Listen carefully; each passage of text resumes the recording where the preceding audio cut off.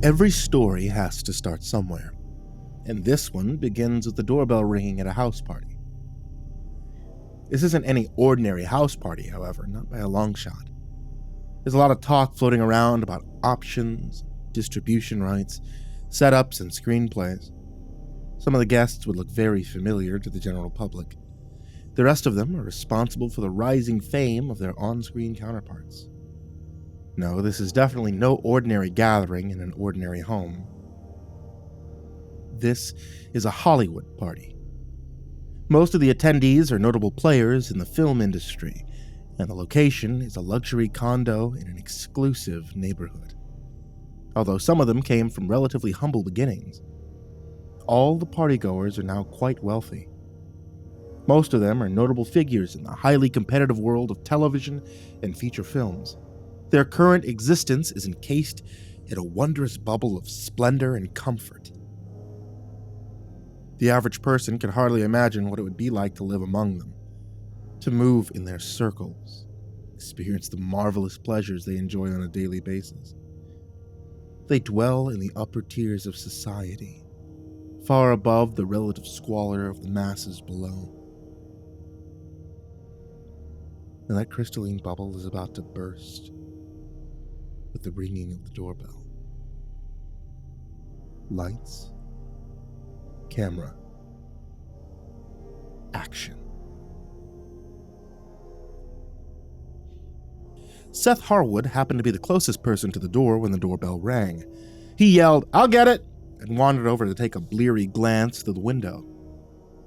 There was a camera facing the front porch, but no one was monitoring the feed. If someone had been watching, they would have seen a figure lurking behind the man who was standing at the door. However, the host had sent all his staff home for the evening, and now it was just Carmine and his guests. Most of them had a decent buzz going on, and none of them were even remotely prepared for the events that were about to transpire. This included Seth Harwood, the actor who opened the door. He turned around and called out, "Hey, Terry's here! Hey, someone tell Carmine that Terry Schultz is here!" He drunkenly wobbled up the short flight of stairs to the main floor, followed closely by the new arrivals. Seth was too inebriated to notice the man who had followed Terry Schultz inside. He also failed to see the thin trickles of blood that were leaking down the side of Terry's face. There was a dazed look in Terry's eyes, and for good reason. He'd just been struck on the side of the head with a pistol shortly before the bell rang. The intruder locked the door behind him, and then he ushered Terry up the steps. Terry ascended the staircase on wobbly legs. There was a scream caught in his throat. He could feel the barrel of the pistol pressing into his back. As soon as he got to the top of the stairs, the man with the pistol shoved him aside for a clear shot at Seth. The discharge was deafeningly loud. Seth stumbled and collapsed onto the floor. Blood pumped out of a hole in his skull in a shuddering wave, rapidly pooling on the marble tile beneath him. The intruder fired another shot into the ceiling and bellowed, "Everyone get on the floor! Now! Now!" There was a moment of stunned silence. The only sounds were the ringing in their ears and the hushed murmur of music in the background. Then, the reality of their situation penetrated through their shock, and the pandemonium broke out. Some of the guests dropped to the floor where they stood, but the rest scrambled for cover. The gunman shot a woman who was trying to open a window. Then he casually put a bullet in Terry Schultz, who was trying to crawl his way down the stairs to escape through the front door. As Terry rolled the rest of the way down, the intruder pulled the trigger twice more, aiming for a woman who was running up a spiral staircase to the second floor. The young woman screeched in pain, but she continued to struggle her way up to the top. She collapsed at the top of the stairs and crawled out of sight. The intruder roared, "I said get your asses on the fucking floor!" The rest of them promptly complied. He pulled a handful of zip ties from the side pockets of his grimy backpack and growled, "If anyone fucks around, I'll blow their brains out. I don't give a shit about any of you people, you understand? Not one single shit. So don't even think about trying me." The gunman went from person to person and tied their hands behind their back. He also emptied their pockets and confiscated all their cell phones. After he was done with this particular task, the gunman locked all the windows and closed all the blinds. When he was satisfied no one would be able to see inside, he pulled a battery-powered impact driver out of his pack, followed by a paper bag full of screws. The intruder proceeded to seal the doors shut by screwing them into their frames. When he was finished, the intruder helped himself to the bar and poured a generous amount of vodka into a crystal glass. He took a deep swallow and gasped, "Even the good stuff tastes like battery acid to me. It's rough." With his drink in one hand and his gun in the other, the intruder forced the remaining party guests to shuffle over to a corner of the room that Carmine referred to as the conversation nook. It consisted of 2 luxurious couches placed directly across from each other. The couches were separated by a glass tabletop, and the area was tastefully illuminated by recessed light fixtures in the ceilings. When all the partygoers were seated on the couches, the gunman held up his glass of vodka and said, "Cheers, assholes! We having fun?" "No." "Honestly, me neither. I haven't been having any fun for a very long time." The gunman smiled and dumped some more booze down his throat. He grimaced and tossed the glass onto the carpet beside him. He wheezed, "Harsh. Lungs and some orange juice, am I right?" The gunman glared at his circle of captives as he swapped the magazine in his pistol. He pointed at himself and demanded, "Does anyone know who I am? Come on, folks. Take a wild guess." Everyone looked around at each other with bright, watery eyes.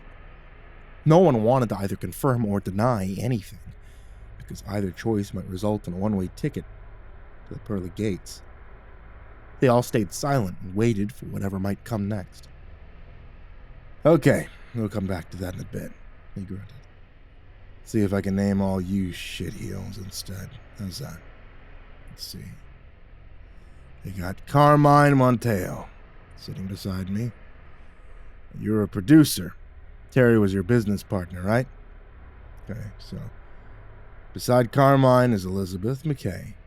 Beside her is Jeremy Reeves. Is that right? She's an actress. You're a screenwriter. I saw you on one of those late-night talk shows. You're a funny guy, you know that. Got a real sharp sense of humor." Jerry tried his best not to cower beneath the intensity of his gaze. He whispered, "Yeah, that's me, thanks." "Then we got the guy sitting beside Jeremy." "I don't recognize him." "Who are you, my man?" The party guest in question shifted uncomfortably in his seat and stammered, "I'm not really a public figure. I'm a friend of Carmine's. I work in real estate." The gunman nodded thoughtfully and asked, "Well, what's your name, real estate guy?" "It's Ken Rysdale," he whimpered softly. I'm not a celebrity or anything. Just like I said, I sell real estate." The gunman gave him the side eye and said, "Not sure if that's the whole story, but okay, sure. Doesn't matter either way you're here, if you know what I mean." Ken shrank back into the couch and whimpered, "Why are you here? Is this a robbery? None of us ever did anything to you." "Oh, that's not true at all," the gunman sneered. "They did plenty to me. They wrecked my fucking life." Ken blinked at him and shook his head slowly. "No,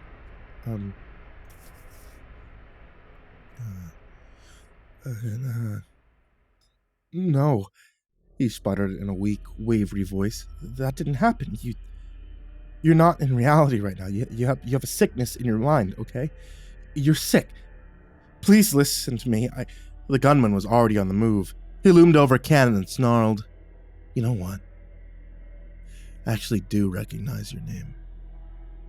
Saw it on a billboard. Ken Rysdale Estate, something like that. You're one of those greaseball developers who crank out subdivisions full of shitty McMansions. You buy a shitload of farmland, and you slap together a bunch of cookie-cutter houses, ones that'll fall apart before the mortgage gets paid off, and you get filthy fucking rich while you do it.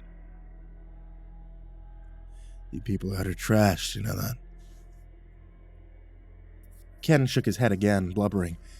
I've never harmed you or bothered you in any way, shape, or form. This is my first time I've ever laid eyes on you, for Christ's sake. You're doing a bad thing right now, mister. You're sick. You need help. The intruder lashed out and hit Ken in the face with the barrel of the pistol. Everyone gasped at the flat, metally thud as the pistol bounced off Ken's cheekbone. His skin split open and blood ran freely over his jawline, dripping onto his shirt in drops and splatters. Ken gaped up at the intruder in shock. He stared back at his prisoner and murmured, "Hurts, doesn't it? Yeah. Got 50 more lined up and ready to rock, to keep your stupid mouth shut. You think I'm sick? Me? I'm the only sane person in this whole room. You people are sick, not me." The intruder moved on to the last person on the couch and regarded him with a grimace of distaste. "Speaking of low-life pieces of garbage, here's a prime specimen. Corporate lawyer. How are you, Theodore? You don't look so good.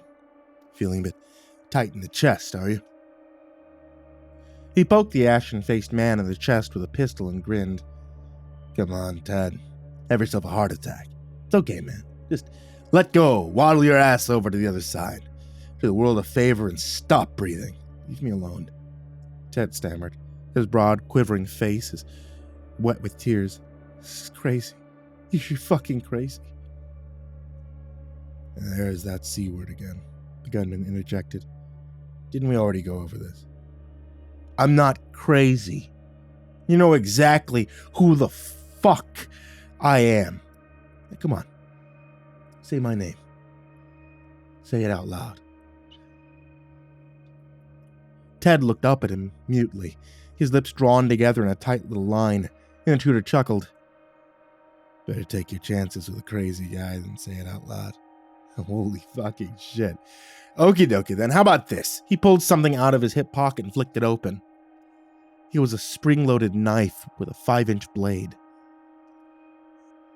It looked wickedly sharp. Ted's eyes zeroed in on the glittering business end of the knife. He cowered back as far as possible on the couch and squealed, "Don't stab me!" The intruder crooned, "Just like a little piglet." He then jabbed the tip of the blade into Ted's meaty thigh. The lawyer screamed at the top of his lungs, setting off a chorus of horrified wailing from the other hostages. One of them heaved himself to his feet, his face distorted into a mask of terrified determination. He found himself staring into the barrel of the pistol, and he froze like a statue. "What do you think you're doing, sir?" the intruder asked calmly. "Were you about to fuck around?" "What did I say about fucking around?" The would-be hero took a shuffling step back and croaked.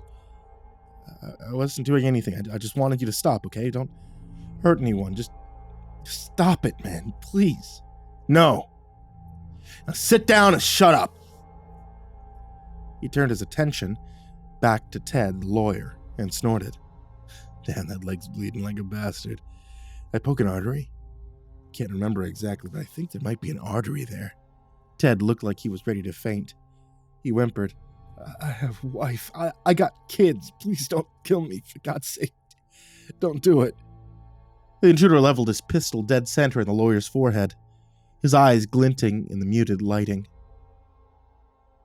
"What's my name?" he whispered. "Say my fucking name, Ted." "Say it!"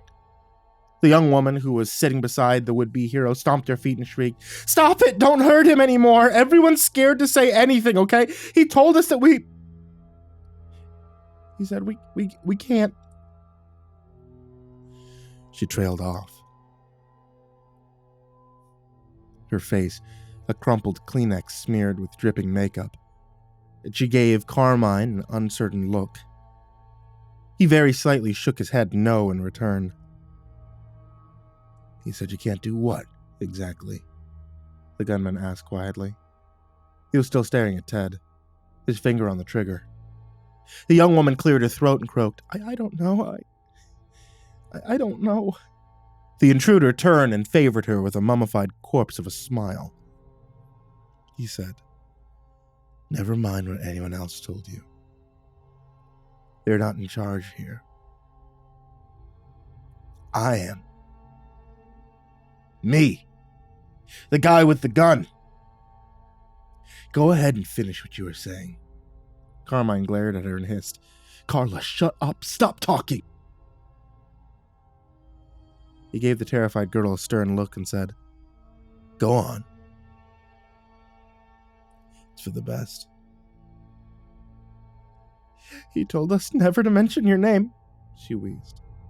Then a fresh batch of hot, salty tears started running down her face. Carmine and Ted, the lawyer, both groaned out loud at the same time. Carmine's face flushed a deep, ugly red. He uttered a guttural curse under his breath and gritted his teeth. And who said that? The intruder prodded. Who told you never to mention my name? The girl shook her head violently and started to sob. The intruder growled. Tell me who said that. And tell me why. She clenched her lips together in a tight line and shook her head again. The gunman gave her a long, considering look. Then he hit Ted with a pistol. Ted flopped back into the couch with a strangled groan. Doesn't sound like movies, does it? The intruder murmured. There's no big dramatic bang when you hit someone in real life. A good hard slap across the face. That's different. Here, I'll show you. He shoved the knife back into his pocket and held up his hand for everyone to see. He then proceeded to whirl around and deliver a resounding slap across Ted's jawline. The sound of the impact echoed off the walls. The lawyer immediately slumped over and let out a gurgling snore. The intruder turned around at his horrified audience and asked, Do you get it now? This is real, folks. No lights, no cameras, no microphones. This blood's real. I'm real. So wipe that stupid look off your faces and wake up. He looked over at Carla and gave her a sly wink, as if they were about to share some particularly juicy bit of gossip. He then said, It was Ted over here, wasn't it? I know it was Ted. And a yes or a no, Carla. You don't have a choice. She sniffled. Yes, it was Ted. They would come after us for breaching our non-disclosure agreement. Carmine twisted in his seat and shouted, Oh, you stupid bitch! You just fucked us, you know that? The gunman barked, Stuff a sock in it. You already screwed yourselves a while ago. Just took a little time to catch up with you, that's all. Stop pointing fingers and admit you fucked up. He turned back to the young woman and gave her a puzzled look. You know, I don't recognize you either. You an actress or something? She sniffled. I'm not. Well, yes, I'm an actress, but I've been working as a production assistant. I'm not, I'm just an assistant. He raised an eyebrow and said, A production assistant got invited to a gathering like this? With these people? Why? The intruder let the question hang in the air. He turned to the man who tried to sneak up behind him and asked, How about you, Mr. Hero? You the key grip or something? What's your story? At his lap and muttered, My name's Trent Young. I'm a cinematographer. The intruder waved a dismissive hand and said, I'm going to refer to you as Mr. Hero because I'm an asshole. Anyway, last but definitely not least, we have the esteemed director, Ron Kersey. Director, producer, visionary, all that jazz. You make good movies, sir, you really do. Kind of a dickhead, though, aren't you? I have nothing to say to you, Ron answered carefully. He was striving to look neutral, but he was sweating in the air conditioning. He hesitated and asked, What do you want from us? I want my life back, the intruder snapped. But that's not gonna happen, is it? So now we're gonna do this instead. He looked around with a frown of concentration and muttered, Okay, so I've got, let's see, 8 of you sitting here. One upstairs, there's me. That makes 10 of us in total. He chuckled and mused to himself. If I could write a story about what's happening here tonight, I'd call it 10 Little Scumbags. You get it? You know, like that Agatha Christie novel with a really off-color title. Come on, nobody gets it. Guess I shouldn't be surprised. Who the hell's reading Agatha Christie these days, am I right? Ronald swallowed a lump in his throat and repeated, "What do you want from us? Why are you here?" The intruder stood there and looked down at him with a smooth, blank expression, not talking hardly, even blinking. He just stood there, stared at him. Then he took in a long, measured breath and leaned in close. Quietly, he said, "Publisher ended up changing the name of the book to And Then There Were None. And I guess that's your real answer, Mr. Kiersey. This is insane." Ron sputtered, "Come on, don't pretend this isn't completely insane. You need to stop this right now before..." The director's words faltered in his mouth. The look in the intruder's eyes were murky and strange. There wasn't any light glimmering behind that flat, hopeless gaze. There was only darkness. The intruder murmured, "Oh, hell no, it's too late to stop. It's way too late to stop." Ron shook his head and breathed. That's not true. Listen to me, okay? You don't have to do this. We'll get you some help." The intruder abruptly hauled off and punched Ron in the stomach, making him double over with a strange oof. He gave the wheezing director a feral smile and said, "I'm gonna listen to fucking nobody, and that's the truth. So fuck you. Fuck me. Fuck the rest of them, too. There's no stopping, my man. We're heading towards the end of the line." Ron took a tortured breath and forced himself to sit up straight. He groaned. "Why are you doing this? What's the point you're trying to make here?" The intruder stopped smiling. For a second, he looked like a frightened child, alone, lost in the wilderness. He took in a deep, shuddering breath and said, "There is no point, Ron. The time for arguments is long gone. I'm doing this because you killed me, son of a bitch. You people destroyed my life. And now, I'm going to return the favor."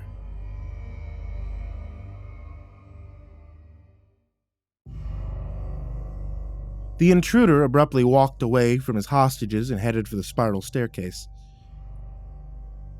As soon as he was gone, Carmine hissed, "Carla, run to my office, call 911. Quick, before he comes back, go!" Carla blinked back her tears and sniffed. "How? My hands are tied behind my back." Carmine snarled, "Grab a pencil with your teeth. Press the buttons, dumbass. Go on. Hurry up."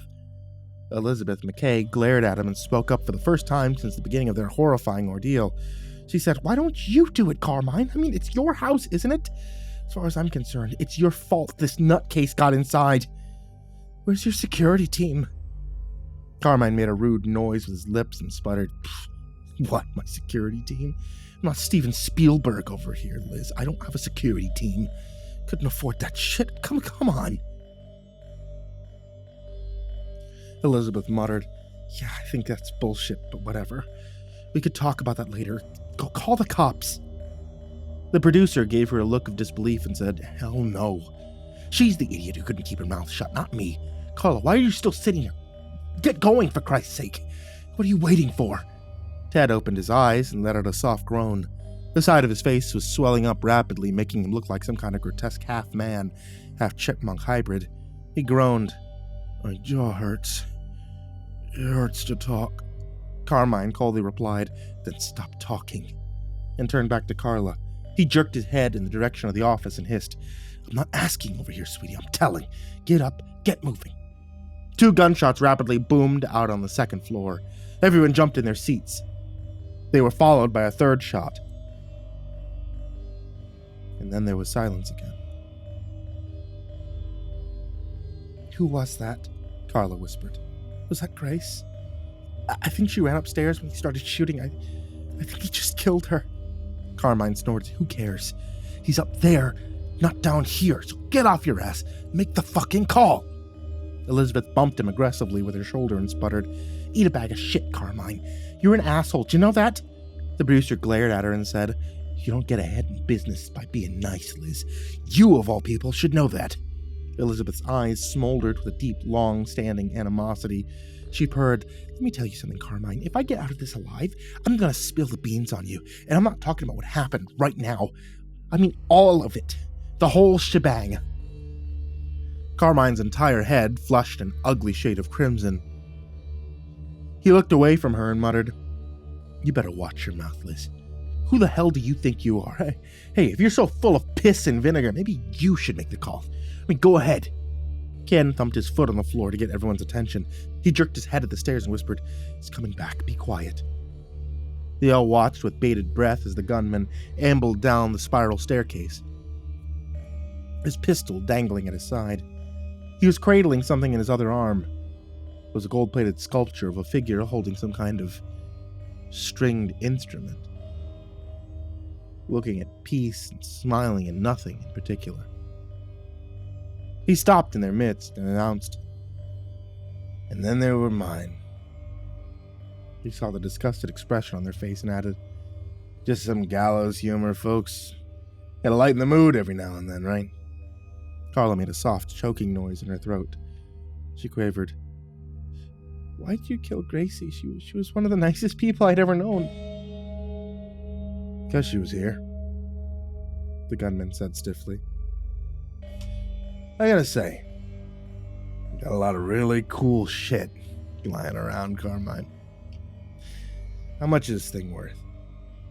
Reluctantly, Carmine answered, Maybe $4,000 or so. I don't know for sure. The market value is, I don't know, on stuff like that it goes up and down. I'm holding a $4,000 knick-knack, the intruder mused. And you have it sitting on the table beside your bed, getting all dusty and shit. Is it a Hindu deity? I mean, you don't really strike me as a spiritual guy. I'm not religious, Carmine mumbled. She's the goddess of creativity, so it's appropriate. The gunman plunked the sculpture down on the coffee table and scornfully shook his head. So you think you're creative, do you? It's fucking funny, my man. You've never created a fucking thing. You've never created a goddamn thing. That's the truth. Your company's just a glorified bank. You finance other people's work in exchange for a big slice of the profits. Feel to see how that makes you an artist. Unless you were talking about being a rip-off artist, because it's exactly what you are. You ripped me off. You used my intellectual property, made tens of millions of dollars. And what did I get? Nothing. Not a single dime. He poked himself in the chest and said, I'm the one who creates, not you. Should have this overpriced paperweight sitting on my table, not you. That's not how it works. No. People like me, we don't even have a bed, let alone a fucking nightstand. No gold statue for me. That's not how it worked out. You know what really happened? Carmine wisely kept silent. The intruder gave him a considering look and said, I'll tell you what really happened. I wake up one morning and I see a DM from someone who's a fan of my work. I mean, I don't really have a ton of fans or anything, but they do exist. Anyway, they sent me a link to a movie trailer on YouTube. I watched the trailer. And I say, what the fuck is this? The plot seems to be an awful lot like the one of my short stories, you know? And you want to guess what happened next? His hostages remained silent. The intruder smiled at all of them in turn. One by one, his nicotine-stained grin cracked with a deadly fury. First, I was in denial. As I'm sure you can imagine, I couldn't believe my own eyes. Surely this wasn't happening, right? How would a Hollywood movie studio ever become aware of my work in the first place? I wasn't famous. I wasn't even well known. I was just another self-published idiot who occasionally does some work online. Didn't make any sense. can wrap my head around it. He paused for a moment to stare at Carmine, who avoided his eyes and shifted nervously in his seat. The intruder shook his head at him and continued. When the shitstorm hit the fan, I was working as a janitor in a factory. I was making minimum wage, mopping floors and scrubbing toilets. To be frank, it was a bad place to work. A lot of the folks who worked there, they were bad too. Bad, bitter, shady fucking people.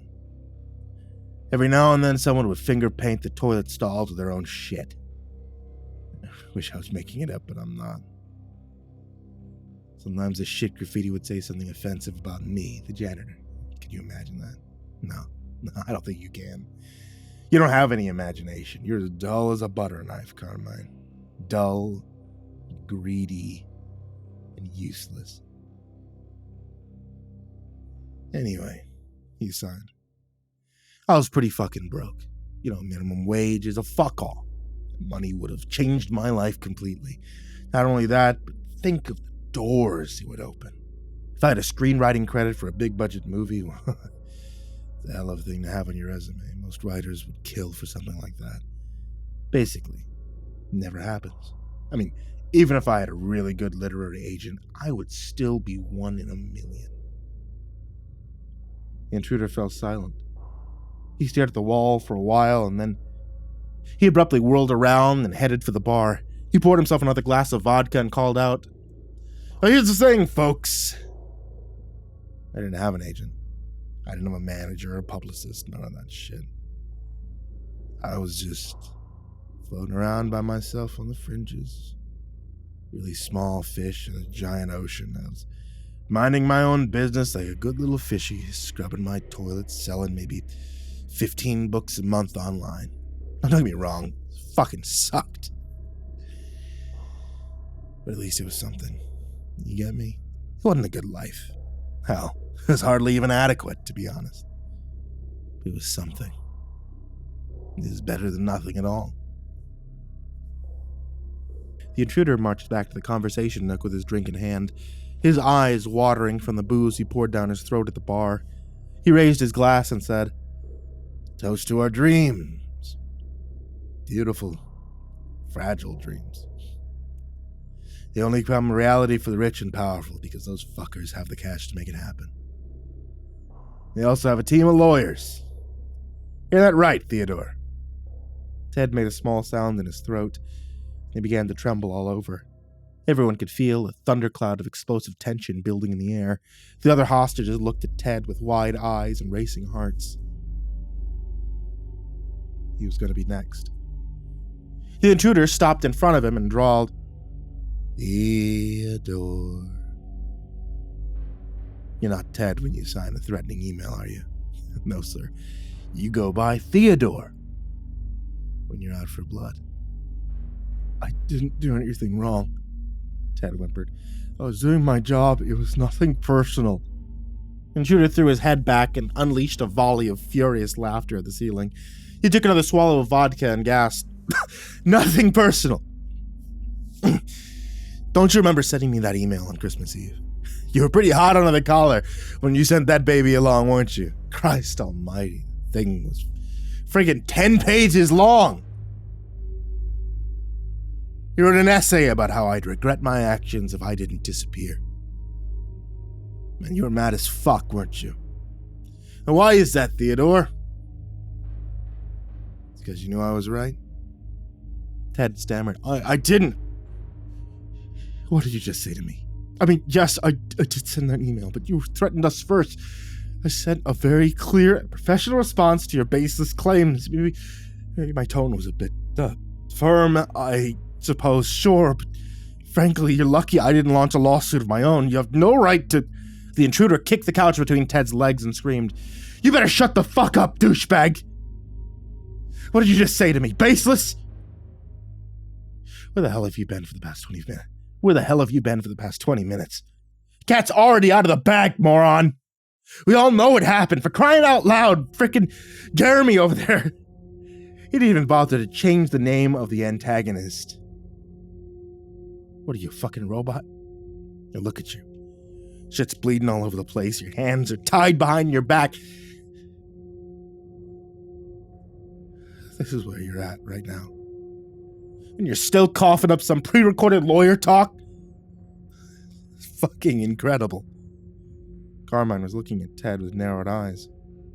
He rumbled. What's he talking about? You didn't say anything about an email. And you responded to him without consulting me first. A slow smile spread across the intruder's face. He said, I think someone's overstepping their bounds. Well, tell him what happened, Theodore. Tell him everything. Or I'll break your fucking teeth. Ted crumpled back into the couch, looking diminished and immensely miserable. He muttered, You got an email from this guy about a year after we first heard from his lawyer. He said if he didn't get confirmation that Ron was aware of the incident, he'd go after us on social media with his accusations. Carmine's face was becoming redder by the second. Through gritted teeth, he snarled, Do you know what kind of shitstorm this could have brought down on my head?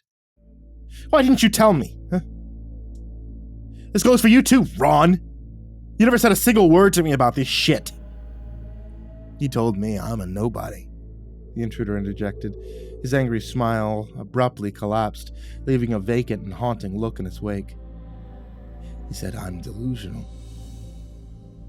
He wrote 10 pages of bullshit to explain why I was wrong, and then he threatened to fuck up whatever was left of my existence if I didn't go away. I sat there at my kitchen table on Christmas Eve, and I read this pompous horse shit while my wife tried to pretend everything was normal. You know, sort of buzzing around the house, moving the ornaments around, fucking with the tree, pretending to be busy, just trying to ignore me as I sat there getting angrier and angrier, just trying her goddamn best to make Christmas happen.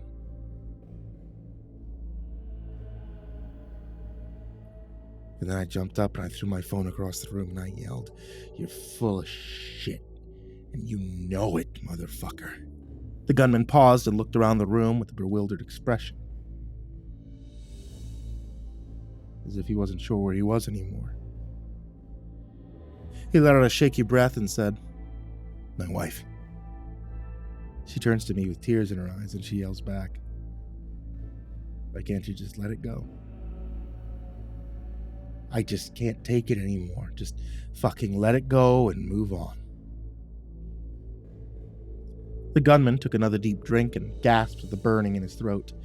He motioned at Ted with a pistol and said, You were scared people would find out. The audience, people who lined up to watch Carmine's crappy movies.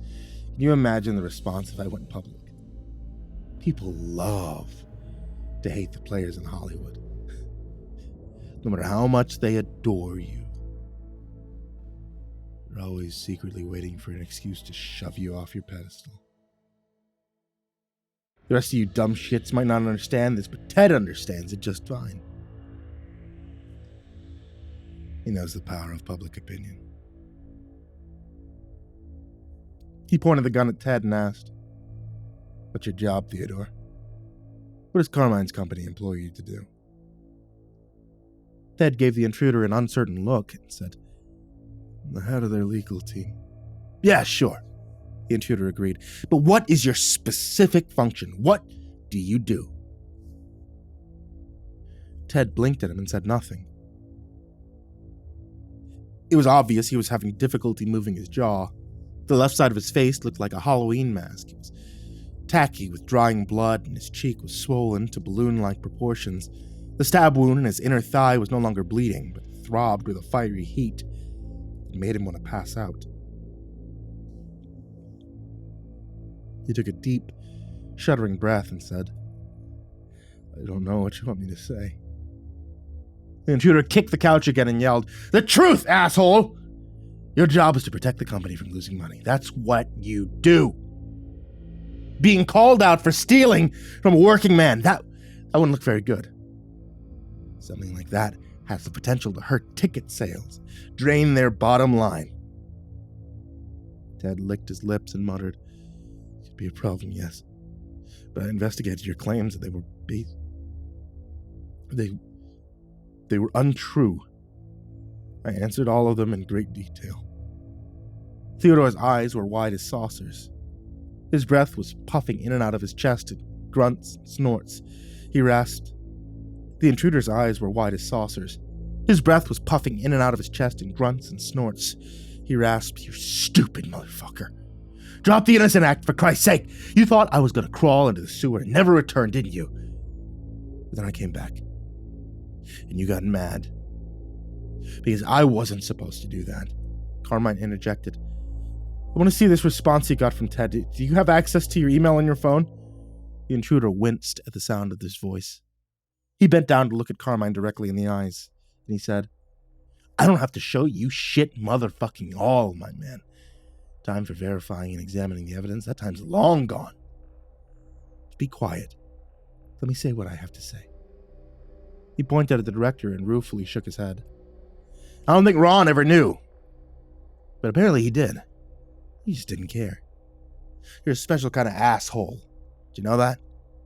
Took all that shit online about how you're a regular salt of the earth kind of guy, and it's a bunch of lies. You're another pampered shitbag in the back of a limousine. You direct movies about the struggles of regular people, but I doubt you even know any regular people. You're 10 times worse than Theodore over there because he doesn't try to hide his true identity. He's a vulture. He knows it. You, however, you live entirely up your own ass. We have absolutely nothing in common, you and I. You live up in the clouds, and hell, you wouldn't even notice one of us regular people. Unless we took you hostage, forced you to notice." Carmine appeared to not even be aware of the exchange between the intruder and Ron Kiersey. He was too busy glaring at the head of his legal department. He suddenly yelled, "God damn it, Ted! Why didn't you come to me when you got the email? I would have just cut him a deal, for Christ's sake. What would it cost? 20 grand? Maybe 40? Who gives a shit? Now look at us, you goddamn idiot. You son of..." The shot was deafening in the narrow corner of the room. A chunk of Carmine's head sprayed on the wall behind him, followed immediately by a crimson gush of blood. He choked out a gurgled groan and fell sideways. His head landed in Elizabeth's lap. She screamed and jumped up from the couch, only to be immediately shoved back down by the intruder. She fell on top of Carmine and squirmed away, crowding against Jeremy with an expression of hysterical disgust. The gunman roared, "Nobody gets up from the fucking couch! Don't even think about it!" The actor screeched back, "Fuck you! He was bleeding on me! His blood is all over my legs!" The intruder spat, "I don't care if you're drowning in it, lady. You keep your ass on that cushion." "This isn't fair," Elizabeth stammered as she started to cry. "I didn't do anything to you. I started a movie. I got a paycheck. That's it. That's all I did." The intruder took another big gulp of vodka and wandered away into the middle of the room. He looked around at the opulence of his surroundings with a mixture of contempt and wonder. "Stop whining about it," he called over his shoulder. "I don't care about you." "Get him off the couch," she yelled back. "Get him away from me." The gunman stormed back to the conversation nook and pulled the body off the couch. He tucked his firearm in his waistband and dragged Carmine to the other side of the room. "And then there were 8, he croaked. "Tell me something, Ron. Why are you people gathering here tonight? Seems like a coincidence that everyone here worked on the same movie. It's a bit late for a rap party. What's the occasion?" A fleeting look passed between the remaining hostages. Ron flicked his lips and answered with a question of his own. "How did you find this place?" "Carmine's address isn't public knowledge." "Oh, I've been doing my research," the intruder said cryptically. And he smiled. "Guess it's time for the second act of my story." "That's what I do, isn't it? I tell stories. I tell them. You steal them. Isn't that right, Mr. Kiersey?" "No," Ron answered calmly. "That isn't right at all. Go ahead and tell your story, sir." "Here goes nothing. We'll call this Act 2. The aftermath. Anyway, after Ted sent me that charming email on Christmas Eve, I gave up on trying to contact anyone. I was worried I'd have to defend myself against you shitty bastards in liberal suit. I was terrified I'd lose. Didn't have a lawyer anymore, so I was pretty much fucked. I guess I kind of plunged into a downward spiral. I started drinking again. I couldn't sleep without it. I didn't care about anything. All I could think about was the theft of my work. Writing takes a lot of time, concentration. You don't just shit out a novel in a month and call it good. Research, edits, rewrites, more edits. Never ends. On top of all that, you gotta work to make ends meet. I kept going through the motions for a while, but it wasn't good anymore. I couldn't lose myself in the story. The magic was gone. And that really fucked me up. Losing the ability to slip away into my own imagination, that was even worse than getting ripped off. It was like losing my hands or something. I wasn't whole anymore. I got frustrated, and I got angry. I started being an asshole to everyone around me at all times. No chill, as the kids say. No chill at all. I just hated everything.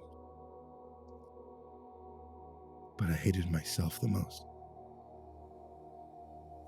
I was almost at my breaking point, and then I quit my job. Carla softly asked, "What happened? Why?" The intruder ran a hand through his balding hair and murmured, "Well, I used to be a nobody with a dream, and then I was just a nobody. Couldn't pretend to care anymore. I gave him my 2 weeks' notice, and that was that. Told the wife I'd look for another job, but I didn't. She tried her best to be understanding, but how long is that shit supposed to go on? When she started to get on my case about it, I told her I'll devote all my time to writing and I'll make it work. I promise." The promises from me apparently didn't mean jack shit. Because that didn't happen either. I just sort of wandered around, brooded all day. He ran his hand over his thinning hair again and favored his captive audience with a crooked smile. He said, "Look, I got a record, okay? Drugs, petty theft, some shit like that. Poor people's crimes. I paid my dues. It doesn't change anything. People always think having a criminal record doesn't matter when you're looking for a job, but of course it does. Why take a risk on a guy like that if you can hire someone with a clean background? I mean, let's face it, most people have never been arrested, let alone convicted of a crime. If you got that kind of baggage, it limits your opportunities." "It's not fair," Carla said quietly. "I'm sorry it's like that." "Me too," the intruder muttered. "In my experience, the best you can hope for is temp work at a factory or a warehouse. And that isn't saying much. Yeah, I remember working at this one place, warehouse. It had a conveyor belt thing that was so long you couldn't even see where it started. The conveyor was jammed full of boxes at all times. Every minute of the day, there was an endless line of boxes stretching as far as the eye could see. I could stack 8 of these heavy bastards in a wooden pallet, and a guy on a forklift would take them away, and I had no idea what was inside the boxes. Neither did any of my coworkers." The intruder looked at Ron and asked, "Do you know what struck me most about that place? No one ever said my name. Not once. They'd point and they'd say, 'Hey, you!' I was out on the floor day after day doing all the heavy lifting in the summer heat. No one ever came up to me and said, 'Thanks for getting our shipments ready on time.' No. All the praise went to the area manager. Guy who never left his air-conditioned office. He literally never stepped onto the floor in the entire time I worked there. Do you see my parallel here, folks? The intruder was starting to shake like a leaf in his filthy sweatshirt. He pointed at Ted and hollered, "You people somehow managed to find the one thing that was sacred to me, my stupid little ambition, my wonderful little daydream. You found it. and you took it from me. I did all the heavy lifting so you could take it and make millions. Hey, what did you say when I dared to speak of it? Told me I'm nobody, a non-entity, no one, nothing at all. Well, look over here, you stinky little coward. Here I am, in the flesh. Ted sputtered. I didn't say that. Stop getting yourself worked up and listen to reason. Who cares if I'm getting worked up? The intruder demanded. I mean, after all, I'm nobody, right? Right? The muzzle of the pistol flashed, and everyone screamed. Ted, of course, screamed the loudest of them all. He fell off the couch and landed on his back, still screaming. Ted began to push himself along the floor with his good leg, gibbering nonsense words of terror as he slowly wormed his way across the carpet. The intruder stood passively and watched the lawyer's futile attempt to run for his life. His lower lip started to quiver, as if he were about to burst into tears, but his eyes were dry and hot with the fires of vengeance. They had already scorched his soul, and now the flames would also consume his enemies. Tonight they would all burn together. The intruder grabbed Carmine's golden statue and followed after his hated nemesis. He stopped the lawyer's agonizing escape with a kick to the ribs, and Ted wailed like a child. The intruder pinned the weeping man with his knee and grunted, I'm real, you son of a bitch. The statue bounced off the lawyer's forehead once, twice, then a third time for good measure. The intruder rose to his feet and screamed, You see that, cocksuckers, huh?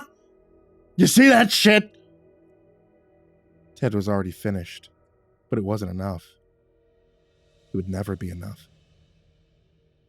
The intruder growled like a rabid dog and battered the dying man with primal savagery. Droplets of blood and bits of flesh spattered across the ceiling, the walls, everywhere. The intruder didn't stop until the lawyer's entire head was completely destroyed. When the intruder was finally satisfied, he dropped the statue and rolled away from his victim. He lay on his back for a few moments, panting from exertion and covered in blood. He sat up and gasped.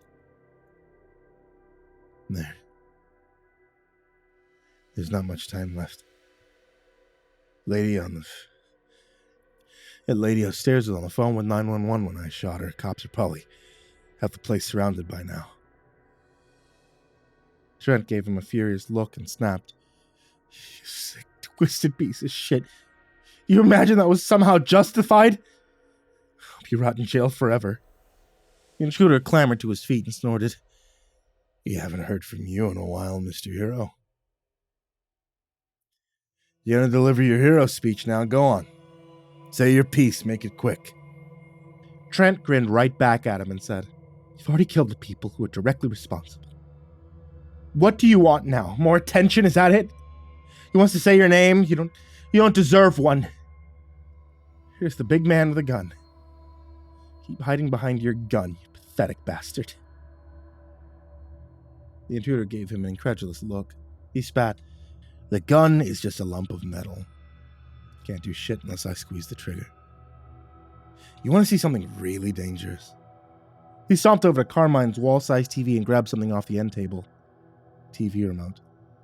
The intruder seized up a handful of Trent's hair and waved the remote in his face. He hissed, Now this thing right here, this thing is incredibly fucking dangerous, Mr. Hero. This thing is the motherfucking A-bomb. Couldn't possibly do more damage. Not in 1,000 lifetimes. Trent opened his mouth to reply, but he couldn't think of anything to say. At that instant, a man's voice began blaring from a bullhorn outside. The voice bellowed, Attention! This is Sergeant Hernandez of the Los Angeles County Sheriff's Department. In approximately 1 minute, you'll receive a phone call on the business line. It's registered to the homeowner. Please answer this phone call. Yeah, cops are here, the intruder murmured. His face was pale and drawn. That look of being lost and afraid passed over his features again like a dark shadow. Elizabeth explained, Just give yourself up. For God's sake, it's pointless. You don't have to die tonight, and neither do the rest of us. You need help. The intruder gave her a sharp look. He said, I know why you all came here tonight. You came here to talk about a sequel. No one answered him, but the guilty expression on their faces was enough. The intruder nodded to himself, a sorrowful gesture, and he shook his head. Terry Schultz spilled the beans. You know how I got to him? I catfished the dumb old bastard with some stock photos. Actually Googled blonde bimbo stock photos, used them in my profile. Yeah, it was that easy. Tied him up, kept him locked in the trunk of his car for a while, and when I finally let him out, he was more than willing to cooperate. The gunman dug into his backpack and pulled out a script for the proposed sequel. He waved it in the air. Original screenplay by Jeremy Reeves. Did that all by yourself, did you? Or were you just taking all the credit for someone else's work? That'd be par for the course, wouldn't it? A telephone started to ring inside Carmine's office. The intruder said, "Excuse me for a second," jogged over to answer it. The hostages strained to hear the side of the conversation. It was very brief. The intruder said, "Hello?" "Yeah, that's me." He listened for a while. Then he made an impatient sound and said, "Okay, be quiet for a second. I don't have a list of demands. It's not like that. I'm not going to tell you why. I'm sure you'll figure it out later. There's something I need to do, that's all." I'm sorry, can you repeat that? No, absolutely not. No, you're not understanding me, officer. I don't want any of that. I'm going to do what I need to do, and when it's over, you can go ahead and blow me to pieces. I honestly don't give a shit. The intruder came back to the conversation nook with an irritated expression on his face. He glared at his hostages with bloodshot eyes and croaked, "The cops want to negotiate. They don't get it. I don't want money or recognition. I don't have a noble cause or manifesto. I just want to kill you motherfuckers. Let us go," Carla squeaked in a tiny voice. "Killing us won't make the situation right. It'll just make you wrong." The intruder zeroed in on her with a shell-shocked stare and murmured, "Why are you even here, lady? You never gave me an answer." Carla flushed a deep red. She muttered something inaudible and stared at the floor. The intruder nudged her leg with his foot and said, "I didn't hear you. Speak up." Elizabeth interjected. "She was screwing Carmine. That's why she's here. He liked him young and vulnerable. That was his thing." The intruder wrinkled his nose at Carmine's corpse. "You were sleeping with this guy?" Well, that had to be rough. Don't get me wrong, though. I get it. You do what you gotta do in this world. Carla narrowed her eyes and barked, "I wasn't screwing him, thanks. We were seeing each other for almost 6 months. We were in a relationship." Elizabeth raised an eyebrow and asked, "Do you really think so, hon? I mean, look, I know Carmine for many, many years. Believe me, he was going to get bored and toss you out like a bag of trash. It happened to me too. It happened to a lot of us. And he didn't take no for an answer. If he said no, he'd just do what he wanted anyway. Once again, it happened to a lot of us." "And look where you are now," Carla shot back. "I'm sorry if that happened to you, but look, I don't know what I'm trying to say here, but I do know one thing. I'm not a production assistant. I'm an actress, Liz. I belong in front of the camera, just like you. Everyone needs a break sometimes. You got yours, didn't you? I was just trying to get mine." Elizabeth gave her a pitying look. She said, "I'm sure you're a damn fine actress. But here's the problem, Carla. There's a lot of damn fine actresses out there. And if you do manage to succeed, you won't belong to yourself anymore. They'll use you up, then they'll tear you down. When there's nothing left, they'll throw you away." The intruder sat down on the couch beside Ken, unmindful of the blood on the cushion. He said, "There's a parasite waiting on every rung of the ladder, all the way up, all the way down. Speaking of which, I want to ask Ken the same question. Why are you here, fella? You're not a Hollywood guy. You're a real estate tycoon, correct? Or maybe that's not the full story." Caught in the spotlight, Ken's face rapidly drained of blood. He looked down and mumbled, "I've known Carmine since college. I'm an investor at his production company, lending him money and hoping for a good return. That's the full extent of my involvement here. It's just business." "That's a real swell thing to do, Ken. the gunman chirped in a bright, sarcastic tone. Helping your friends realize their dream is very noble. I used to have dreams too. It was nice to have those dreams. It really was. And it would have been super helpful if I was paid for the use of those dreams. Oh, you betcha. But that's not how it played out, my man. So, now we're here. A light went on behind Ken's eyes. He said, I'll give you $1 million if you let me walk out that door. Hell, I'll give you $2 million. Let me walk out of here and it's yours. The intruder looked darkly amused by the real estate mogul's offer. He cracked a grim smile and chuckled. What about these other people? Bet you're probably the wealthiest person here, living or dead. You're gonna offer to pay them too? Ken stomped his feet on the floor and shouted, I don't care about these people. I hardly even know them, for Christ's sake. If they did something to you, go ahead. Deal with them. I don't give a shit. Just let me leave. A shadow passed behind the intruder's icy gaze. He studied Ken's battered, miserable face and said, Of course you don't care about them. They aren't fat stacks of money. They're other people. Here, come with me. The gunman grabbed Ken by the shirt and hauled him to his feet. He ushered him down the steps to the front door and said, Take a peek out this window. Tell me what you see. The intruder steered him in front of the door and pulled open the blinds. Ken gave him an uncertain look, and the intruder said, Go on. Take a look. Ken pressed his face against the glass and squinted into the night. A few seconds later, a sharpshooter put a round through his forehead.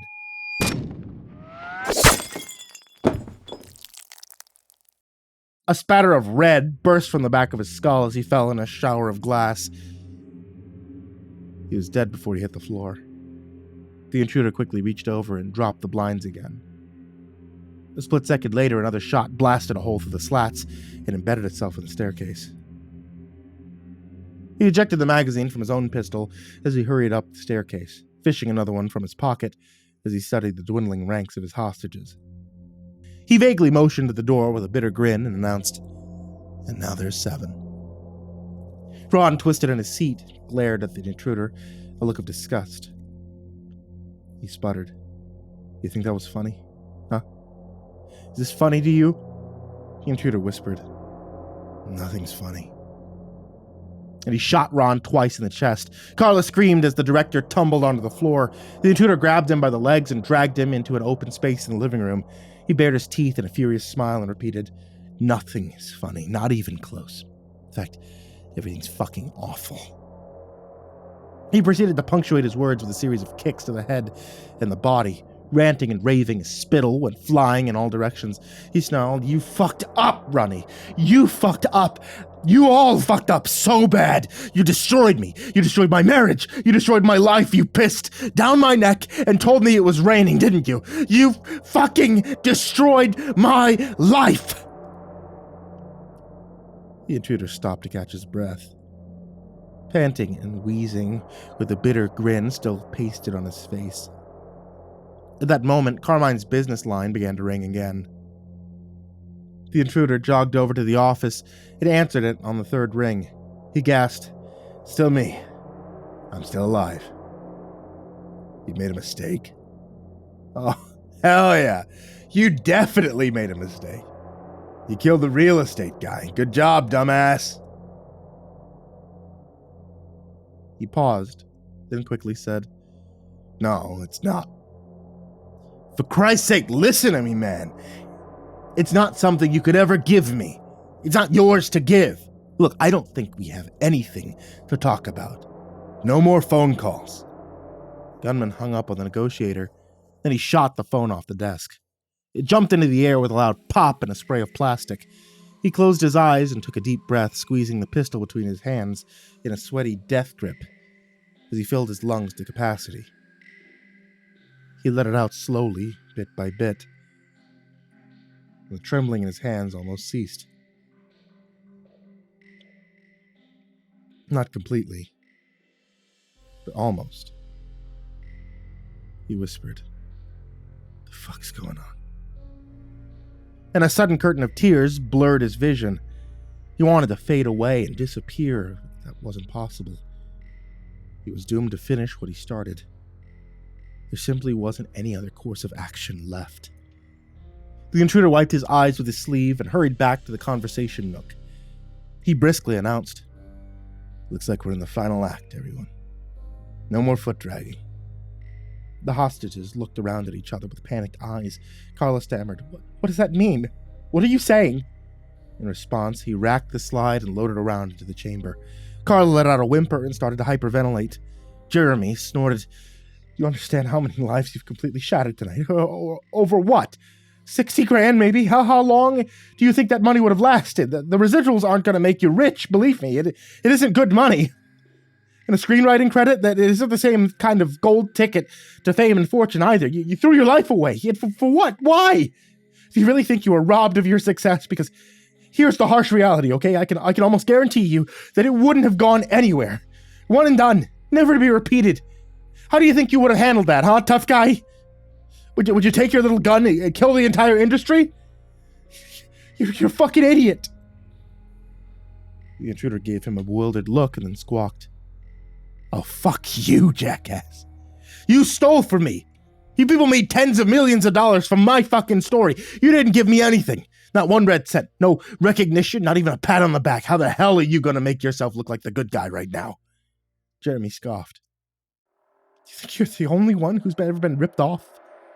It's happened to me too, several times. And it sucked. Really bad each and every time. So I get it, man. I do.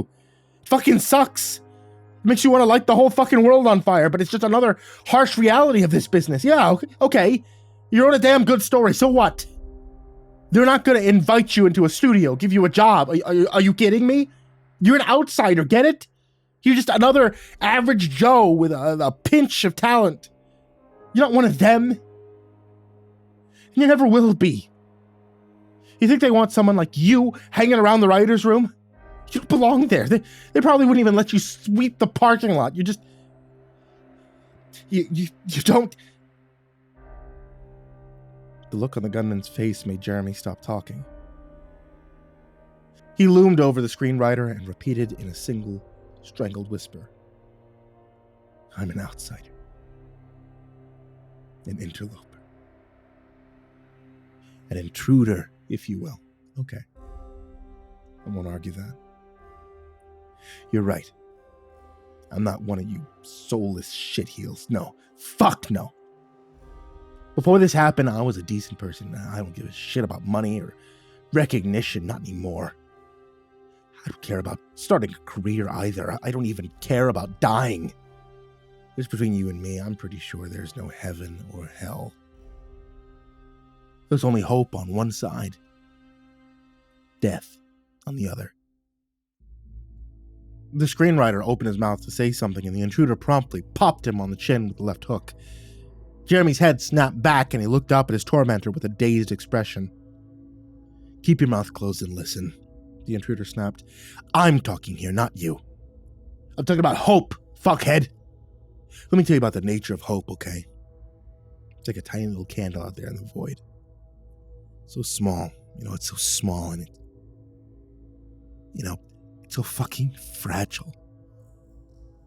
And beyond the light of the flame, there's a darkness and sorrow and just nothing. Nothing at all. Then you morally bankrupted bastards. You come along and you piss out the flame, and you didn't have to do that, but you did. And now there's only the void." Jeremy mutely shook his head. His eyes were glimmering with tears. He whispered, "I'm sorry, okay? It wasn't my fault. But I'm sorry." The intruder prodded him in the chest with a pistol. He leaned down and breathed. "The light's gone. Now, it's time to go to sleep." Elizabeth twisted in her seat and screeched, "Oh, get fucked! It's not our fault you just gave up and quit. It's not our fault you're a loser. Yeah, that's right, you're a loser. Do you want to hear another truth? You're a whiny little bitch. You don't have what it takes to make it in this business. You get eaten alive. You're right, the intruder agreed. I wasn't made to swim with the sharks. It's a dreamer with a silly little dream, and you destroyed them. Elizabeth bellowed, your dreams can get fucked too! And she spat in his face. The intruder wiped the frothy glob of spit off of his face with the sleeve of his hooded sweatshirt. And then he suddenly loomed over her, his hand drawn back to knock her senseless. She hissed, don't you touch me, and lashed out with both feet, driving both of her heels into his shins. He let out a shrill cry and stumbled back. Elizabeth screeched in triumph and bicycle kicked her legs at him with desperate insanity. By sheer accident, one of her feet knocked the gun out of his hand. It spun away in the air and disappeared beneath the opposite couch. Elizabeth screamed, get him! And launched herself at the gunman like a battering ram. Her head slammed into his stomach and they both fell into the coffee table, smashing the glass on top of it into 1,000 glittering shards.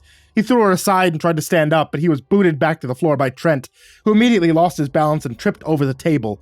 He rolled across the broken glass and flopped on top of the intruder, pinning him down with his body weight. Trent shouted, jump on him! Hold him down!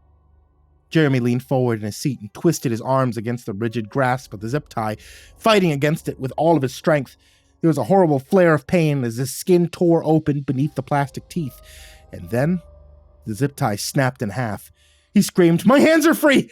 And he jumped on the intruder's back, pummeling him with his arms as they were completely numb from lack of circulation. Carla and Elizabeth were both dropping their weight across the intruder's frail legs. He roared in fury and squirmed like a snake beneath them. Elizabeth yelled, Jeremy, get the gun! The intruder managed to heave himself onto his side, and Trent squealed, he got me! He squirmed away from the brawl, with blood pouring from a deep cut across his abdomen. The intruder twisted around with a wiry strength and slashed Jeremy across the neck. The screenwriter clapped a hand across the wound and jumped to his feet. He was slashed across the leg as he tried to run for the front door and caused him to fall over the couch and execute a clumsy somersault in the process. His neck was spurting blood beneath his hands. Elizabeth and Carla rolled away from the deadly fury of his knife. They cowered against the couch and begged for mercy. The intruder gasped, you almost had me. He hauled himself to his feet. Elizabeth had given him a hairline fracture in his shin, but he could still hobble along faster than Jeremy, who was bleeding like a fountain, as he drunkenly zigzagged his way to the door. The intruder caught up to him at the top of the stairs, and he shoved Jeremy headfirst down the staircase.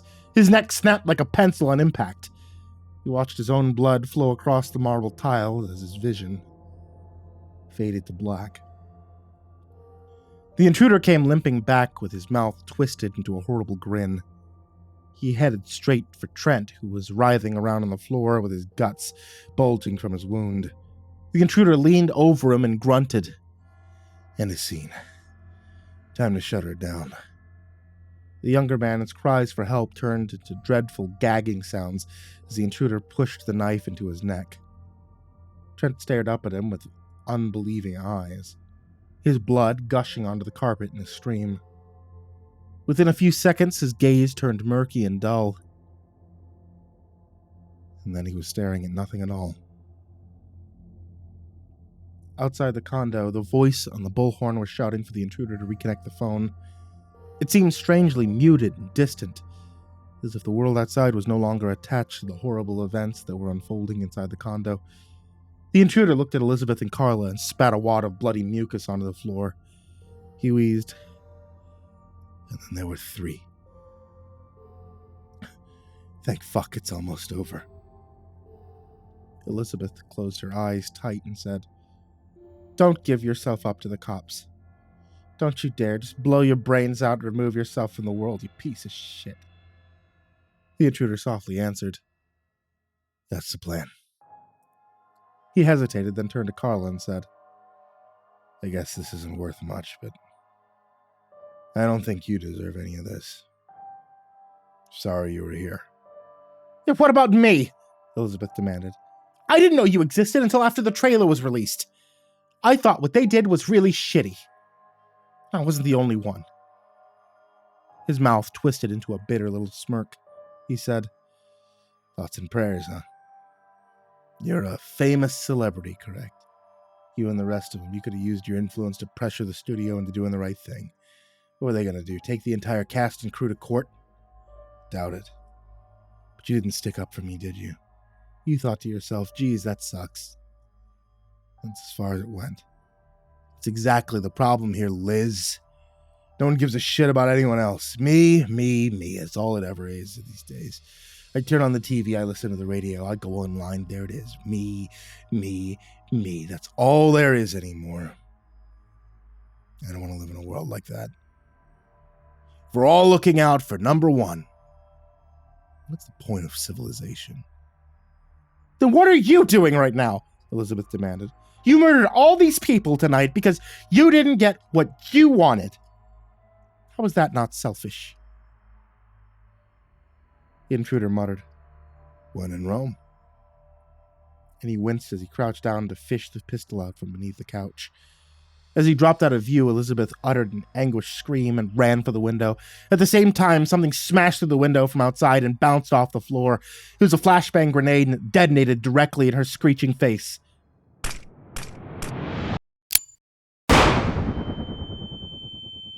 There was a tremendous boom and a brilliant flash of light.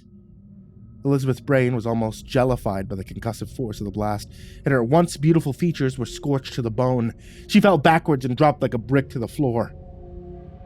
Carla found herself curled up on the floor with a dreadful buzz in her skull. She shouted for help, but she could barely hear her own voice. The intruder staggered into view and shouted something, but his words were lost beneath the ringing in her ears. Carla tried to get up. She was overwhelmed by a wave of nausea. Her head was aching like a rotten tooth, and her vision was scrambled from the glare of the flashbang.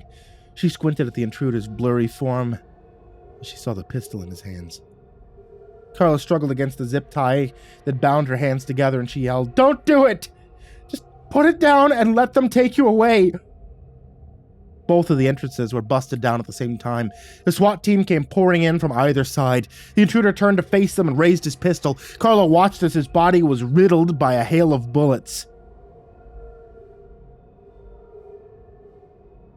When the shooting finally stopped, Carla stumbled across the gore-smeared carpet and fell to her knees beside him. The police were shouting orders at her, but she couldn't hear them. Her entire world had shrunken down to a narrow view of the intruder twitching like a fish out of water in a pool of his own blood. The intruder wasn't holding a pistol. It was still lost somewhere beneath the couch. He was holding the TV remote. He let it fall from his hand, and he mouthed a single word as the light faded from his eyes. "Boom," he said. And then he was gone. Carla was abruptly dragged to her feet by a set of clutching, uncaring hands. She let out an anguished scream and fought against them, dragging her heels across the floor as they pulled her outside. She was the sole survivor, the last little scumbag, and she couldn't bear to leave the others behind. Carla was still screaming when they loaded her into the ambulance. She screamed until she was sedated, and then she silently screamed in her nightmares. And for the rest of her days beneath the sun, part of her would always be screaming. Because the void awaits us all. And when hope is extinguished, the shadows will consume you. It's cold in there, my friend. My friends. And it's dark. So very, very dark.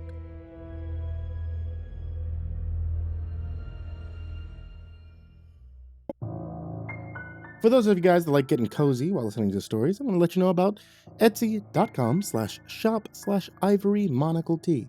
That's my wife's tea shop. She sells hand-blended teas. There's creepypasta-based teas if you want to get one that's a flavor that you like, or there's Mr. Creepypasta tea, which happens to be a tea that I drink fairly often. Some other ones I really suggest, the Gashel Greens, which is also one that I drink, and the Hibiscus, which has helped me out a lot with my high blood pressure.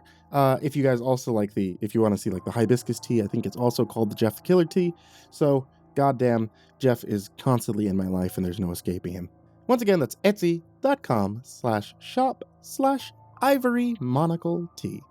A big thank you to Jordan Alexander Sanchez, Jakob Fenske, Stephanie Butler, Jordan Humble, Chance Burnett, Diana Kraus, BrimstonePandemonium, Caltuna, William Wellington, Emma, Brenna Crow, LaQueda Canizales, Smiley the Psychotic, Dante, Kinkade, SimbasBloodyMojo, Mephistopheles, CursepoxPrimarch, Bastion Beefcake, M, Jesus Cornejo, Yarghoul, Clownable, Amber Clark, Jay Kearns, Dakota Lane Whetstone, Himbo Jerry, Crusader Chocobo, Adamarius, Estabine, Nate Cull, Our Minsect Time, Xylobones, Angelus, Seclude, Salty Surprise, Levita Galvin, That Creepy Chick, Red Shadow Cat, Turtleman, Cryolinian, Mr. Marcus Blitz, Ika Limchalk, Dirty Diver 030, Matt Bach, Voice of Sand, Fikamel, Melted Lake, Tolly Sue, William King, Darth Miver, Sashi Suzaku, Coconut 509, Stricket, Freddy Krueger, Lisa Cottrell, Hades Nephew, Acid System, Mog, Kiwi the Sloth, Fester's Lampshade, Nico Kyle, The Ginger Bros, Aaron Stormcrow, Daniel Polson, and Corey Kenshin.